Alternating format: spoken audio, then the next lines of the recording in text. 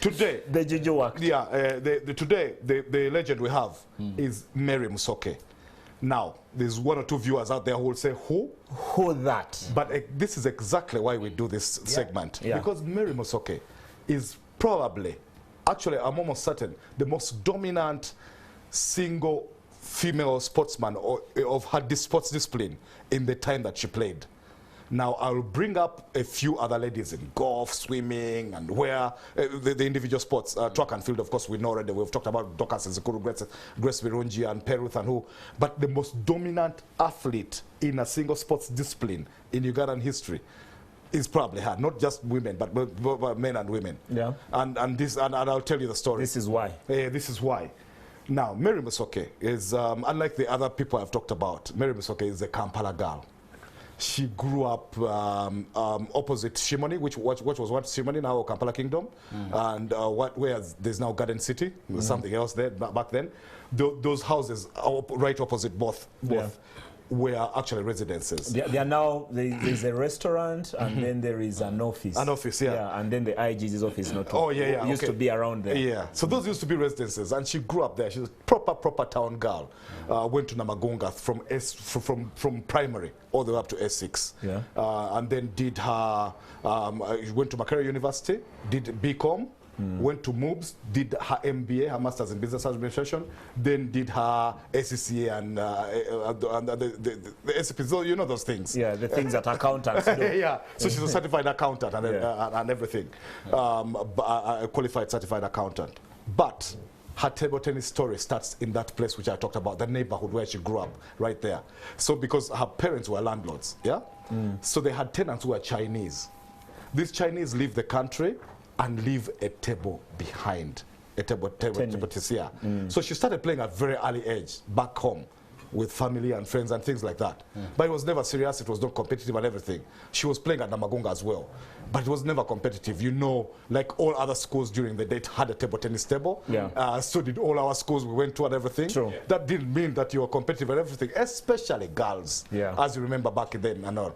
So, this is Mary Musoke. She walks out of there, 1991, after Namagunga, she walks to Lugogo. There was a tournament. I think it was a Uganda Open.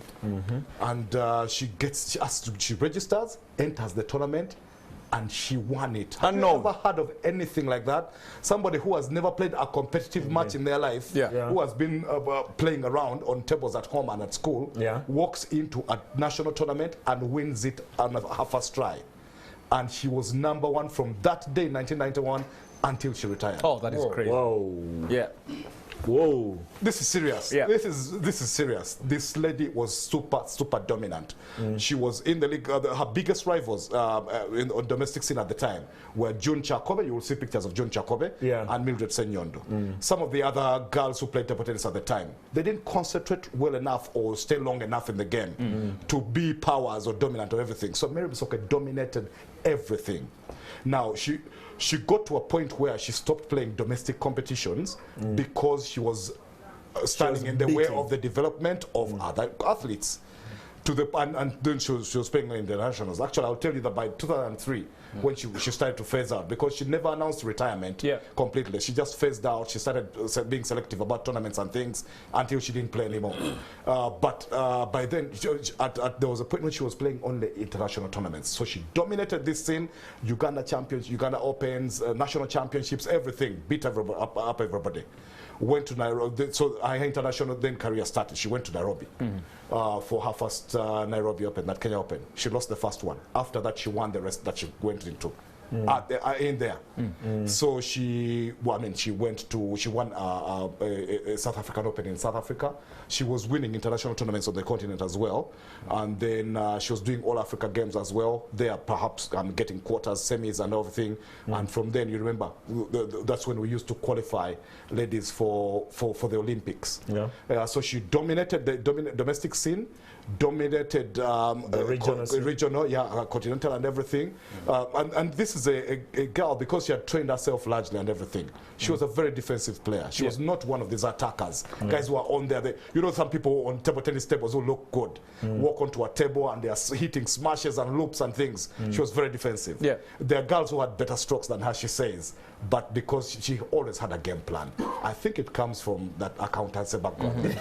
I mean, accountants are always defending the company money. I think they err towards caution and everything. So she was a defensive player, shot blocker, everything, but she always had game plans. Always studied the opposition, always prepared before. Most people just walked into. You remember back in the day how it was. Most people just walked into games. No archives, no history of the opponent. Their talents. It's not this era of video analysts and all. So like I tell you, so June Chakobe was there, Mildred Senyondo, but the boys' game was much stronger then. George Yiga was #1. You had Robert Matov. You had Jackson Migade. If you remember that era, early 90s, late 80s, early 90s. Paul Mutambuzo was playing out of Nairobi. He came back after 5 years and played here as well. Was a bit dominant there. Andrew Jita, somebody I was with at Makerere in Lumumba, was one of those. And all those guys that I grew up with, who were friends or guys who went to school with, Jamil Mayanja from Budo, Andrew Lugemwa, Andrew Tuama from Budo, even Aldrin Subuga, by the way. So guys like that, James Kego, I'm sure you guys know him from Namiriango, Kaharuza, we had Kaharuza coming from SMAC, you know, on our end and all, guys like that. And so those are the guys who used to play. Even a little later, former Minister of Ruero, Triangle. Dennis Sozi Galabuzi. Dennis Galabuzi, who is now in charge of, isn't he in charge of parish development? The parish model, He was that's a ministry. No, it's the national coordinator. Super table tennis player. Now those are the guys I talk about. They were flamboyant, they were attacking players and everything. Mary was different, and she dominated longer, perhaps because of that. Now, so internationally, that was the story. So those competitions got her into the Olympics.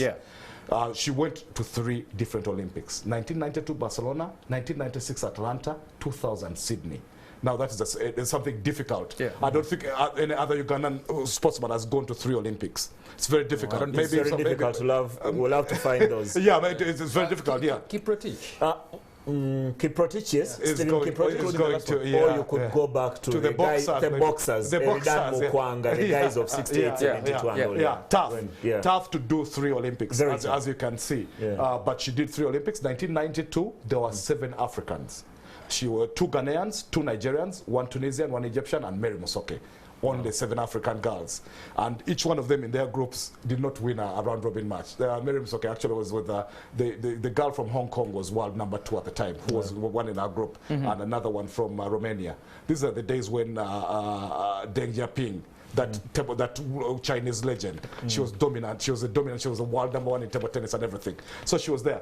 1992. So there were 7 girls. They went, played. It was a totally different ball game. So Mary Musoke tells you stories about. I won't go too much into them. Stories about those girls and how they could play and the culture shock there was, even for Egyptians and Tunisians, whose level was a bit higher than ours in Sub-Saharan Africa. But she was there with them and she played. 1996. She goes back to the Olympics.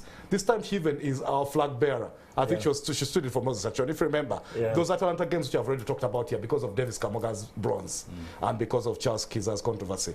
Yes, she was there as well. She was the flag bearer. If you remember those pictures we used to see in the papers back then when we were younger. So she was in those Olympics. Now this time there were only 4 African girls.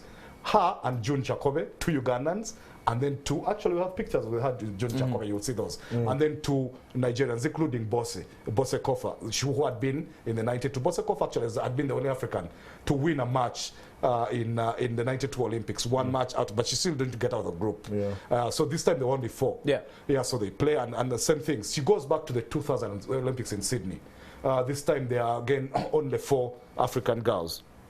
It is her and that girl, Bossy Kofi, again, another woman who has done 3 Olympics. That's June Chakobe. They did very many great things together with Mary Musoke as well as with Mildred. But let me finish the Olympic story, then I go back to that very quickly. So she, 2000 Sydney, she was there with 2 Egyptian girls and Bose Kofa, that Nigerian woman who also did 3 Olympics. It was an amazing thing. But back here, Mary Musoke had actually won some of the international accolades she had won, even if at the Olympics it proved too big a stage for her. She'd won in Africa. I told you about, there was an All-Africa bronze medal in 1999. It was a team bronze. She won it with, not June, but with Mildred, a team bronze. And that is the All-Africa Games, which many of you guys will remember. For the football, Hassan Mubiru and Andrew Mokasa, David Obua, Hakim Bagumba, Philip Sozi, Sekaja, that team which went and did those things. Yeah, Mary Musoke was part of that All-Africa Games team. But yeah, we remember it mostly for the football. But she was there and she won it. She actually won team bronze. Then she won an African championship bronze again in 2003, in South Africa. Now that is, like I said, that's when the retirement bit started creeping in. She came back here, started being selective about tournaments she entered, began to phase herself out slowly, slowly, until she stopped. Now, what is Mary Musoke doing? She has got an academy, a table tennis academy at Nakasero Primary School. That's good. Of all kids, of all sorts of kids. Actually, out of her academy, the #1 boys and girls and 13s, the seniors, they call them seniors, are from her academy. And this is a girl, like that period I told you about, 2003, when she started to phase out and all. She was developing other players, helping them to come through. There was a girl called, I don't know if you heard about her, Anne Kavulu. She was a very promising talent coming there, looking like she was going to be the next Mary Musoke. But she went to medical school, and you know how it happens. Phased out and out. But she also groomed Amina Lukaya. Now Lukaya is another dominant table tennis player of the next generation after Mary, who she groomed, and Lukaya was almost as dominant as Mary had been. But yeah, now she's bringing new table tennis champions into the world. Hopefully, one of them will be as dominant as her. Nobody has ever dominated a domestic scene in competition in Uganda like Mary Musoke did. I'll bring others, but we'll see. But wow, there you go. What a story. I like how Mark keeps saying, if you remember. I don't remember. he talked about late 80s and early 90s. Like, you guys remember. I was not even in Kampala yet. I didn't have a remember, I started at the Olympics 96 and later, 2000 and 2003 there. I mean, look, I remember. Okay, I had a Kavulu. Okay. By the way,